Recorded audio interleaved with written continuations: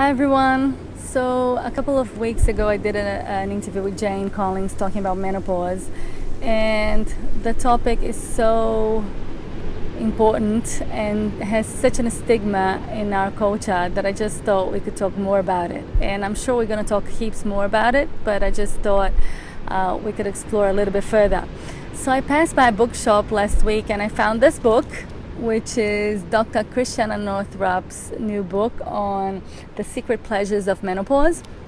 She has written other books, including The Wisdom of Menopause, but this book focuses a lot on the sensuality and sexuality available to women during perimenopause and menopause. And I just thought this is so important because in our culture, we just hear about dried vaginas and lack of libido. So maybe, hearing some positive things could just help us change the connotation around menopause.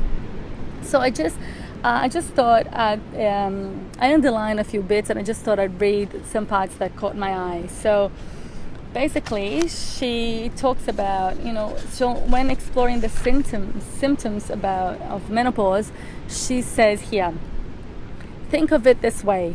Your body has given you about 40 years or so to get your act together. So during your teens, 20s, 30s, your body is incredibly forgiving.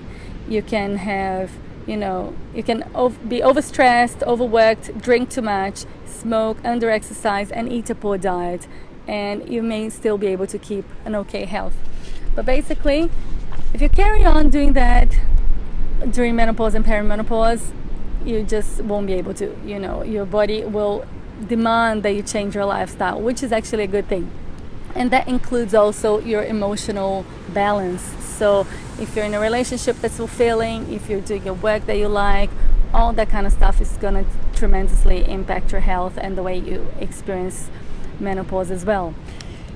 Also, something that I thought was really interesting that she mentions here is about a tribe in Africa called the Coon Tribe. And she says here that in this tribe, women enjoy a higher social status after menopause.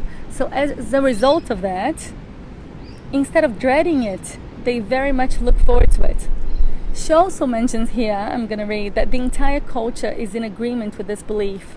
So not surprisingly, the Coon don't have menopausal symptoms. In fact, they don't even have a word for hot flush in their language. So that really comes to show that, the beliefs we hold about something, and if our culture holds a certain belief about something, that's how we're going to experience it. But so this tribe has a positive connotation associated to menopause, and therefore they experience it as something positive.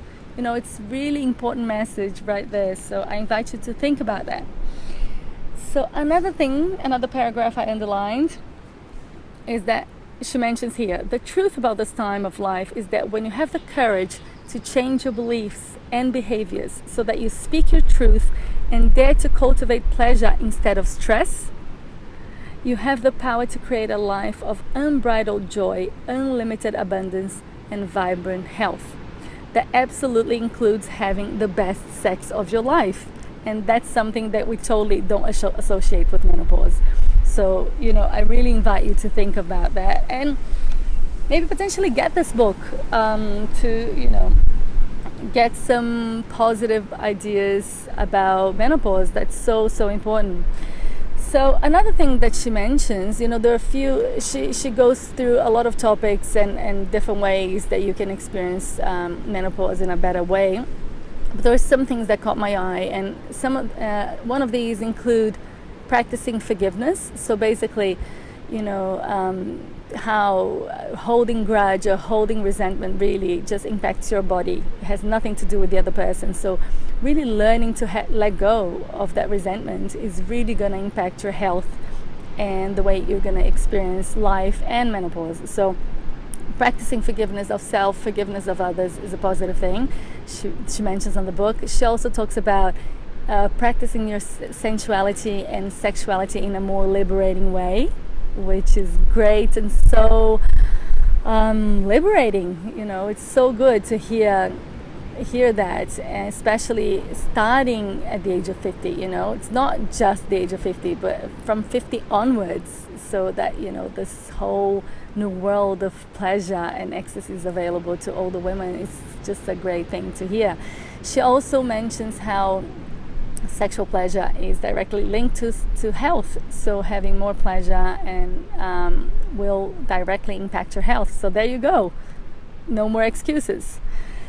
Another thing that she talks about, let me just cheat here and take a look at my notes. She talks about how, maybe changing your belief that you need a partner or that you need your better half, and really embracing yourself as the better half is very important for that phase of life. So really becoming self-assured in who you are, confident in who you are, and from that place, either manifesting a new relationship or being in your relationship, but from that place, which is not a needy place, is more a confident and a place that that you don't really need anybody to make you happy. Your happiness, you just have to rely on yourself. I thought that was really good. And another thing is getting rid of beliefs that don't serve you. So, I'm too old for that. Now that I'm fat, I can't do this. I'm not sexy anymore. Who's gonna want me? That kind of belief system that really doesn't serve. So really working on those. And she actually even recommends she recommends fantasizing, and she has lots of sensual and sexual practices here that you can go through. But she recommends affirmations to get this going. So I'm going to read you a few. I make love with unleashed abandon. I am an unbridled, gorgeous, sexy force of nature. I am Aphrodite incarnate. My body, mind, and spirit are wide open channels for total sexual ecstasy. Ooh. And divine love, divine sexuality now awaken me to sexual pleasure beyond my wildest dreams. So I'll leave you with that. I also would love to hear from you. So if you're going through menopause or perimenopause and you have positive experiences, please share. Let's try to together change the stigma around this phase of life. And if you're going through a rough time, also post some comments on the box below or ask questions, and I'll be happy to try to answer them. And if I don't know how to answer them myself, I'll try to find out the answer for you. So please be in contact, and I'd love to hear from you soon. So see you soon. See you next week. Bye.